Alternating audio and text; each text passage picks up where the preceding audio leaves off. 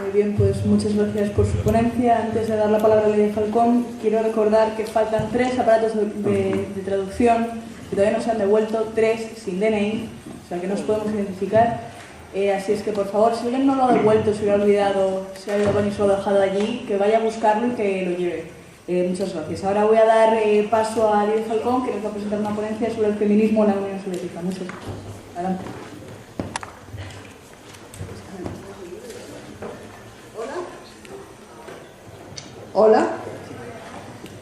Hola, buenas tardes.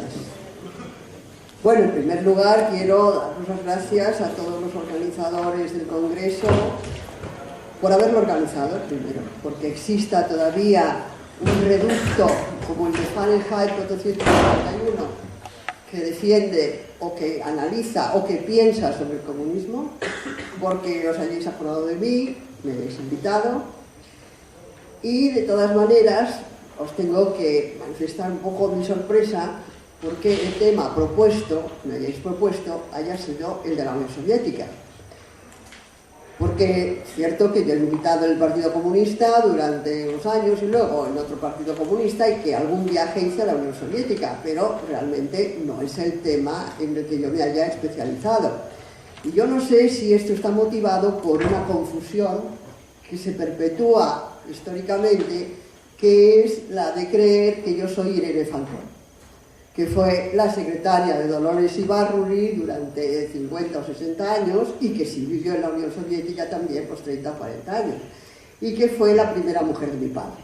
Es decir, que la que se puede llamar Falcón en términos de esta nomenclatura patriarcal pues soy yo. Ella se llamaba Irene Levy y adoptó el apellido de mi padre porque los años que le tocó vivir, llamarse Levy era realmente un riesgo importante. Pero yo lo pongo aquí como una de las causas que me hayáis encargado, nada menos que la responsabilidad de hablar de la Unión Soviética cuando no soy historiadora, cuando no me he especializado en el tema, cuando no he vivido en aquel país. Pero de todas maneras, pues me ha halagado mucho, sin duda, porque si yo he trabajado profundamente el tema del comunismo en la Unión Soviética, sí lo he hecho el del feminismo. Y el feminismo en relación con el comunismo, que es una ligazón estrechísima, puesto que son movimientos que surgen, aunque la gente quizá mucho no la sabe, paralela y simultáneamente. O sea, no es ninguna casualidad que 1848 sea el año de la publicación del Manifiesto Comunista y que en 1848 se proclame el Manifiesto de Seneca Falls, que es bastante menos conocido porque naturalmente lo que las mujeres hacen es mucho menos conocido que lo que hacen los hombres. Y en Seneca Falls, esa población de Estados Unidos, las sufragistas estadounidenses dictaron el manifiesto feminista moderno, podríamos decir, porque los manifiestos feministas desde Safo hasta, por supuesto, el de Olympia de Gouges en la Revolución Francesa, la Declaración de los Derechos de la Mujer y de la Ciudadana, pues se habían publicado, intentado difundir y defendido por las mujeres durante siglos.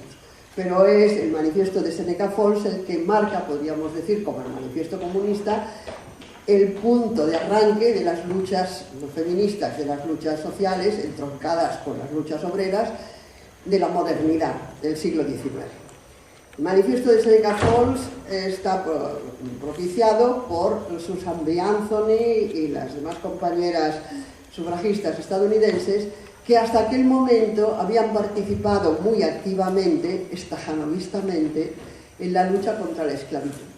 Porque las mujeres somos muy buenas. Eso es uno de nuestros grandes defectos.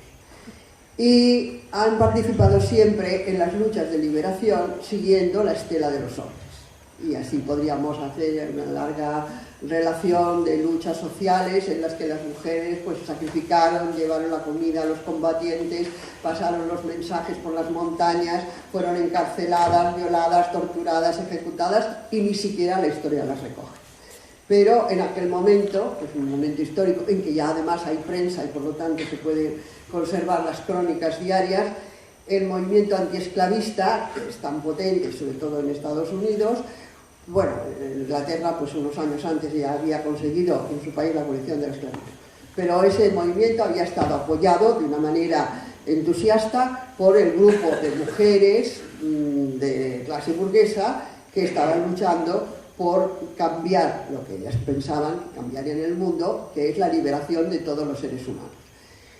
Entonces, este año son invitadas a la Convención Antiesclavista en Londres, y cuando llegan con sus compañeros del mismo grupo al teatro, se celebra en un teatro esa convención, las esconden detrás de unas cortinas negras en uno de los palcos para que no las vieran sus compañeros varones, porque las mujeres no podían participar en actos políticos, no podían exhibirse en público y no podían ser motivo de provocación y de excitación de los hombres que estaban en la misma reunión.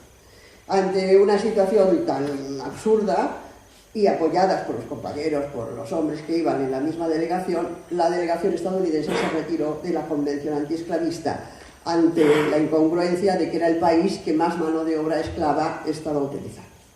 Pero las mujeres que habían participado en aquella situación, que habían visto la respuesta de los hombres de todas las delegaciones del mundo occidental, volvieron a Estados Unidos y pensaron que ya era hora de que lucharan para ellas mismas y no solamente para los esclavos y unidas al movimiento masculino. Es el manifiesto de Seneca Falls, donde declaran su voluntad de ser independientes, de ser libres, que Dios no las ha hecho esclavas de los hombres y que por lo tanto han de luchar por la igualdad entre hombres y mujeres. Esta es una pequeña nota histórica y antigua para arrancar lo que va a ser el movimiento feminista. A partir de aquí, las demandas de las mujeres van a ir articulándose, tomando como ejemplo este manifiesto en los países occidentales.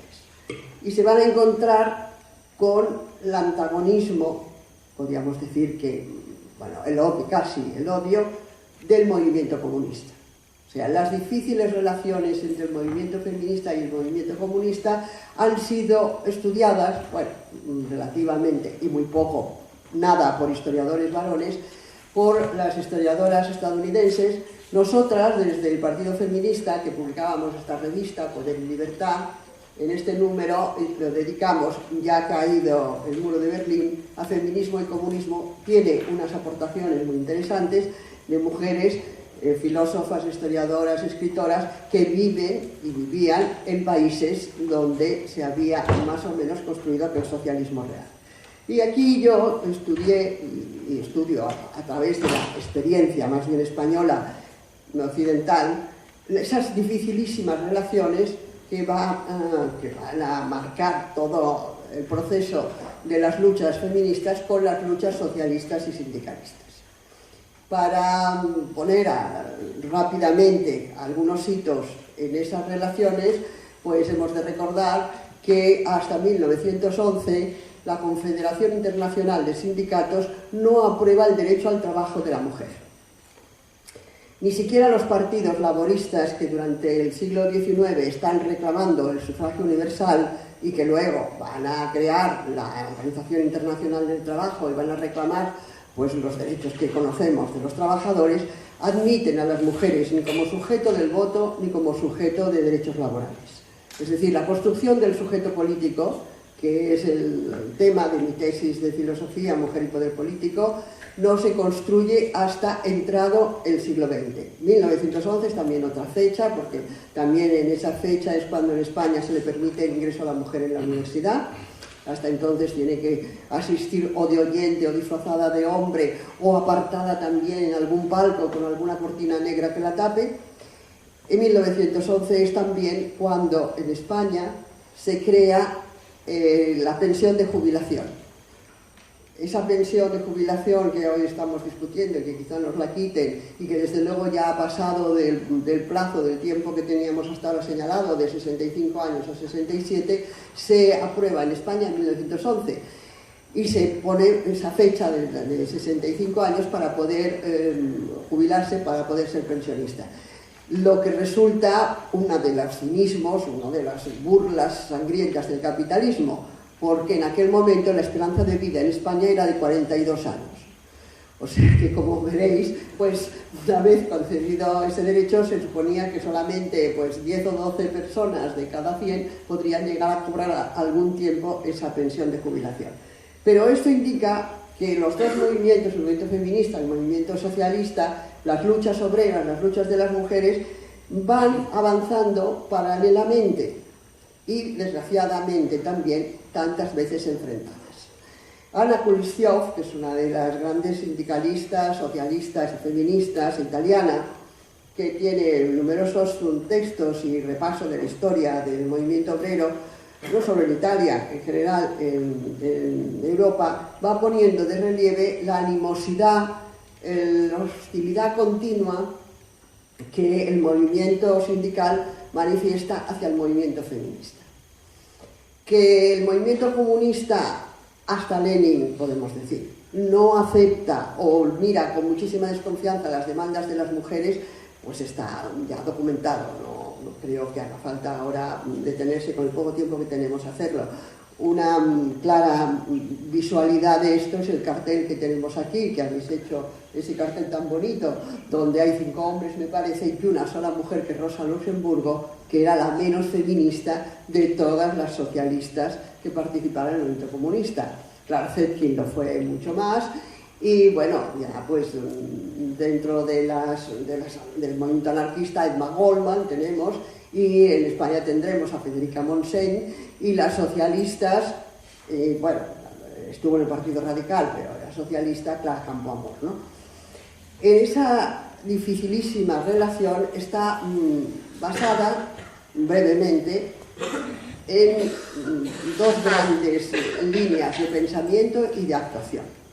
Evidentemente, porque los hombres del movimiento sindical y del movimiento socialista y del movimiento comunista son patriarcales, eso no cabe la menor duda. Es decir, y hemos visto cómo la campaña por el sufragio universal es el sufragio de los hombres. Es decir, que cuando ya consiguen el movimiento laborista en Gran Bretaña y tal, y en España y la Organización Internacional del Trabajo, el que llaman sufragio universal, las mujeres están excluidas.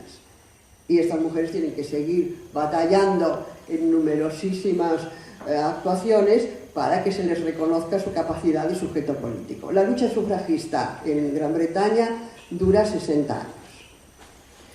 Y hasta 1920, y terminada la Primera Guerra Mundial, no se le concede el voto a las mujeres.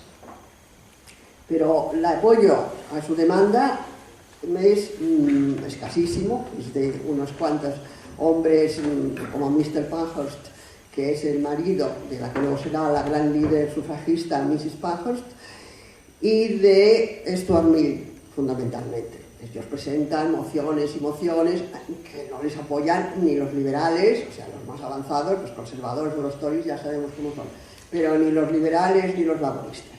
Y las argumentaciones para rechazar las demandas de las mujeres son absolutamente ridículas. Cuando hicieron en la televisión española, no sé si la visteis, una serie, creo que fue serie o película, de Clara Campoamor, salió el debate en las Cortes Españolas en el año 31 sobre los artículos de la Constitución que garantizaban la igualdad entre el hombre y la mujer, entre los que estaba el derecho al voto. Y los argumentos salieron, algunos recogidos del Diario de las Cortes, los argumentos que escribieron los representantes de la derecha cavernícola, pero también algunos de los mal llamados liberales.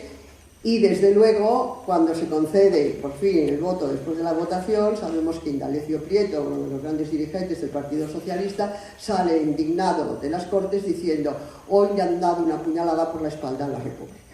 El debate sobre el voto de la mujer en España no lo voy a reproducir porque es el tema y lo conocéis además todos. Pero además del patriarcalismo y del machismo, que da ideología dominante que penetra, por supuesto, en el movimiento comunista, en las organizaciones obreras, en las organizaciones de partido, y de eso me lo sé muy bien porque he militado en esos partidos durante muchos años y supongo que experiencias todavía seguirán siendo.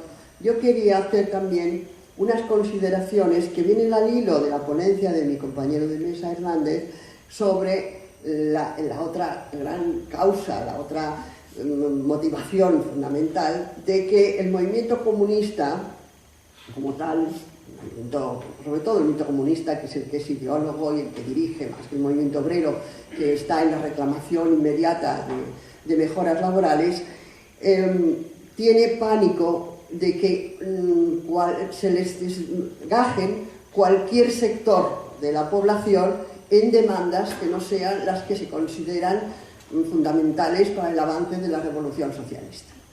Y es que yo creo que en la exposición estupenda que nos ha hecho Hernández del devenir, el principio, el devenir y el morir de la Unión Soviética, se ha olvidado de una de las causas fundamentales de todos los errores y de la debacle final, y es el enemigo. Y claro, Mao decía que no había cosa peor que perder de vista quién es el enemigo. Todas las revoluciones que se han intentado, triunfantes, casi no podemos decir que haya ninguna, todas las que se han producido, pensemos solamente además desde el siglo XX, todas han tenido que sucumbir bajo el avance del enemigo, porque el capitalismo les ha organizado una o dos o varias guerras. Y por supuesto les ha llevado a una catástrofe económica. La Unión Soviética soporta 4 guerras. Cuando hace la revolución está saliendo, bueno, y termina, en realidad la revolución termina, la guerra del 14, está saliendo de la horrible masacre que le ha supuesto la invasión de Alemania en la guerra del 14. El año 2020 ya le organizan otra guerra, 22 potencias, Inglaterra, Francia, los países del Cáucaso, etcétera, todos se alían para acabar con el régimen soviético. Soporta 5 años de guerra civil. Y cuando apenas está sacando la cabeza e intentando dar de comer a gente que vive en aquella inmensidad de territorio, se le desencadena la Segunda Guerra Mundial. Y cuando está terminando, que apenas ha terminado, han llegado los acuerdos de Yalta, pero ya Churchill está maniobrando con otros para enfrentar, para tener como enemigo a la Unión Soviética, tiene que soportar 50 años de Guerra Fría. Es muy difícil que en estas condiciones el socialismo tenga cara amable, como pretendían luego con los episodios de Praga. Es muy difícil que haya democracia interna. Es muy difícil que si el enemigo te bombardea todos los días, puedas pensar en debates de discrepancias, que tengas libertad de prensa, que no te vuelvas paranoico, en definitiva, como se volvieron la nomenclatura soviética, porque además, bueno, la CIA y el Intelligence Service y todos los servicios secretos del mundo estaban allí organizándole toda clase de sabotajes. Pues sabemos que a Fidel Castro han intentado matarlo, no sé si leí el otro día que eran 70 atentados. ¿Cuántos? 200. ¿200? Sí. Caray, pues el ángel de la guarda, tiene un ángel de la guarda enormemente trabajador, vamos, desde luego. Pero es que además la Unión Soviética soporta las revoluciones y guerras de Vietnam, de Cuba, de Laos, de Angola, de Ghana, de Guinea, de Nicaragua, de Mozambique, de Corea.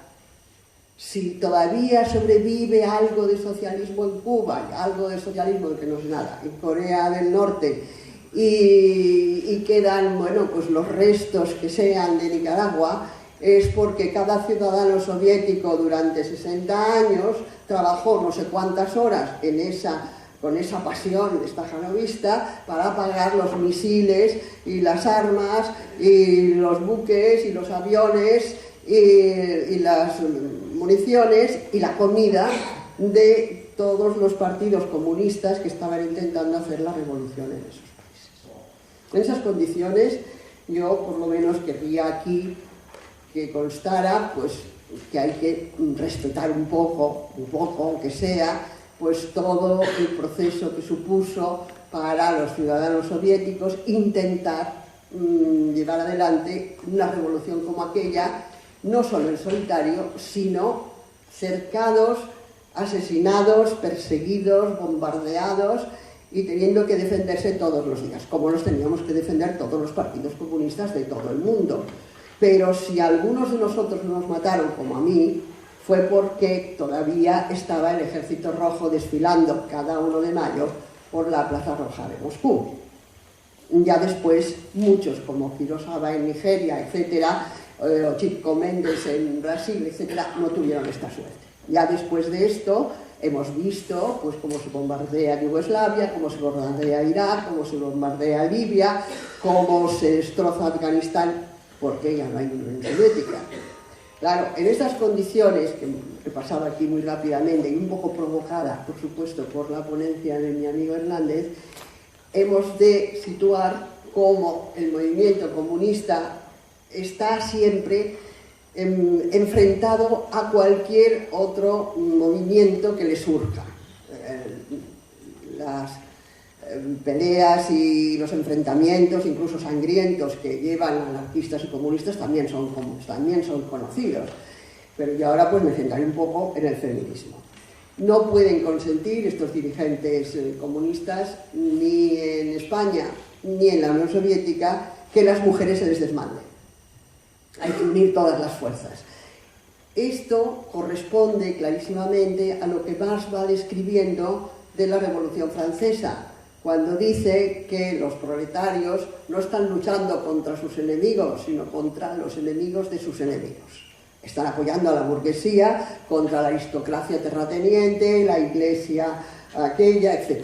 Son las fuerzas dominantes. Y naturalmente después la burguesía se va a hacer con el poder y va a explotar al proletariado. Pero las mujeres se van a encontrar en la situación del proletario.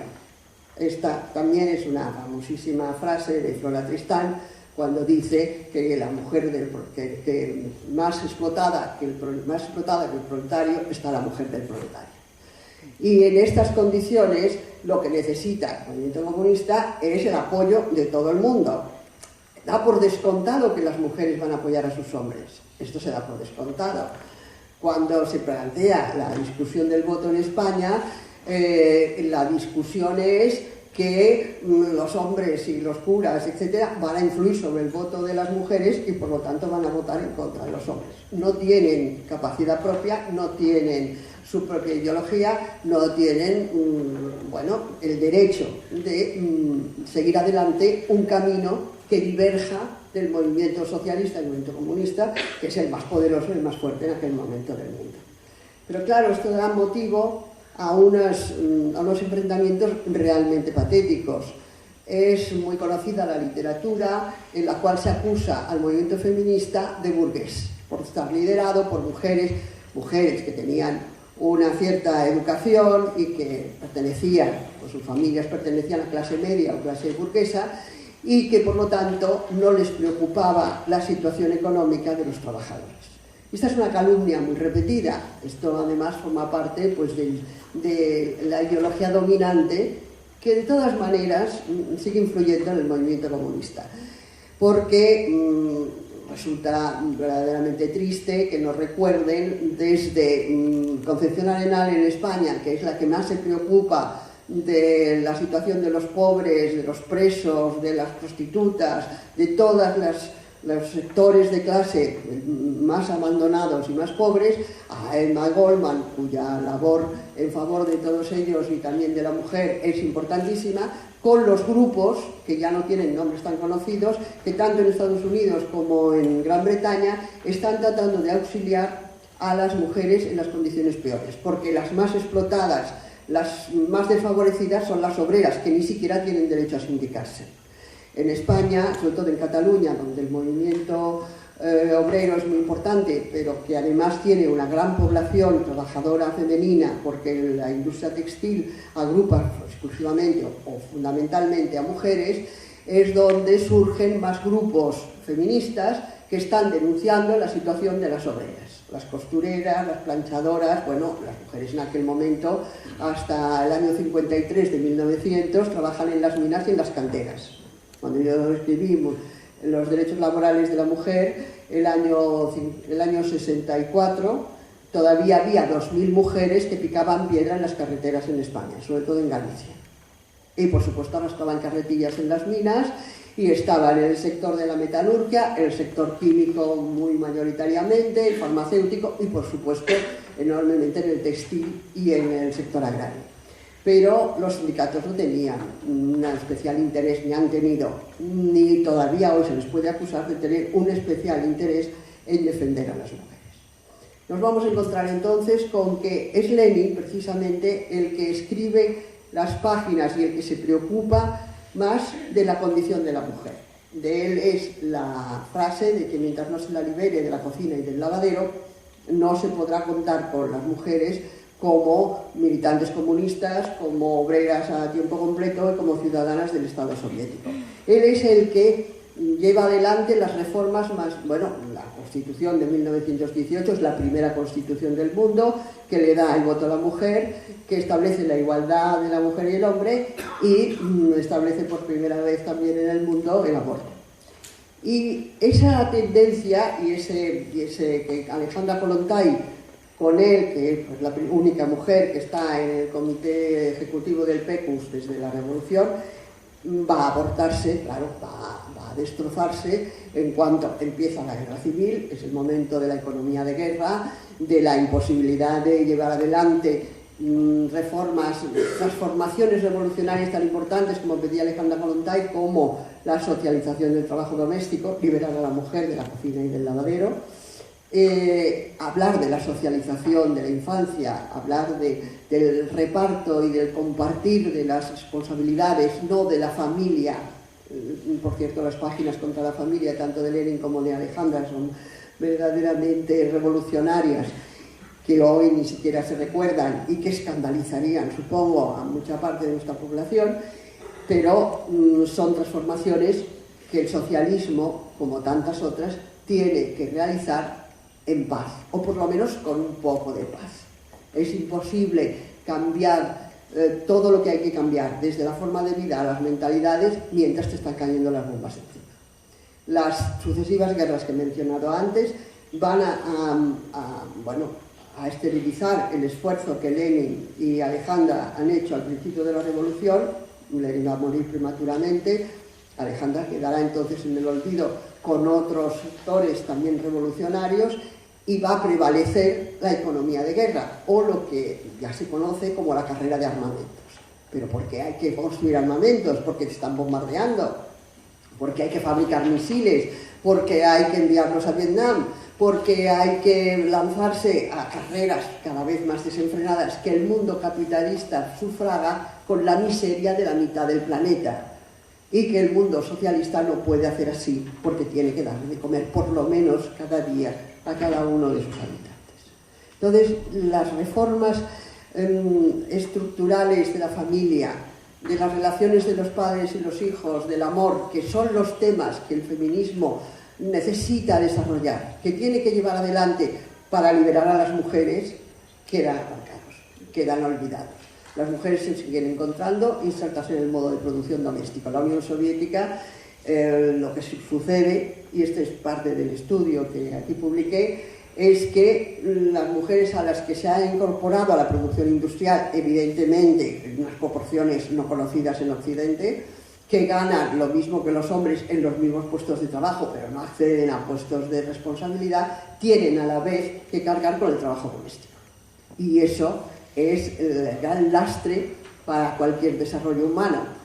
Del lavadero y de la cocina no las libera nadie, pero en cambio están en las minas, están en las canteras, están en las fábricas y están en todos los sectores productivos. Y eso va a ocasionar el cansancio de las mujeres, la desilusión, claro está, por un sistema que no las contempla y que no las defiende, y va a llegar en la era Gorbachev a que este señor salga con un infame librito que publica en el momento de la glasnost y la perestroika y todas aquellas mandangas que le pagaban en el mundo capitalista, diciendo que lo que hay que propiciar es el retorno de la mujer al hogar, que hay que liberarla del trabajo esclavo que supone pues tener que ir a la fábrica 8 horas y 8 horas trabajar en casa. Este pequeñísimo repaso, para no pasarme del tiempo, que supongo que estoy en el límite, este pequeñísimo repaso sirve o tendría que servir como enseñanza para que el movimiento feminista y el movimiento socialista entendieran que es imprescindible su unión, que es imprescindible su alianza. pero que al mismo tiempo las mujeres no consientan nunca que las vuelvan a fagocitar, porque cada vez que se intentan estas alianzas, estas uniones amistosas, lo que sucede es que los hombres las abducen. Y entonces sí, ahora el movimiento ecologista está pasando, el movimiento pacifista, el movimiento sindical. Los temas de las mujeres siempre pasan a segundo orden. Conseguir en España, pues situarnos aquí en los últimos 30 años, los pequeños avances que hemos tenido, la igualdad ante la ley, el divorcio, el aborto, nos ha costado batallas inconmensurables, nos hemos dejado la piel en ellas y al final estamos retrocediendo, como es evidente, porque no hay ninguna conquista ganada. Yo creo que el hundimiento de la Unión Soviética queda bien claro, ¿no?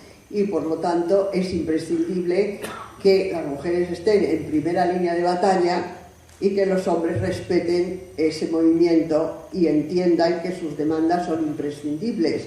Son imprescindibles porque somos la mitad más uno de la humanidad, porque se supone que somos seres humanos y porque además traemos a todos los seres humanos al mundo y los cuidamos. Y yo, para terminar, quería parafrasear a Rosa Luxemburgo, cuando en los años 30 dijo que el mundo se encontraba ante el dilema de escoger entre socialismo o barbarie. Y ya sabemos que el mundo escogió la barbarie. Hoy, 100 años después, casi 100 años después, yo creo que el mundo se encuentra ante el dilema de escoger entre feminismo o barbarie. Y que si no escogemos el feminismo, realmente no tenemos futuro. Yo espero que tanto hombres como mujeres escojan el feminismo. Muchas gracias.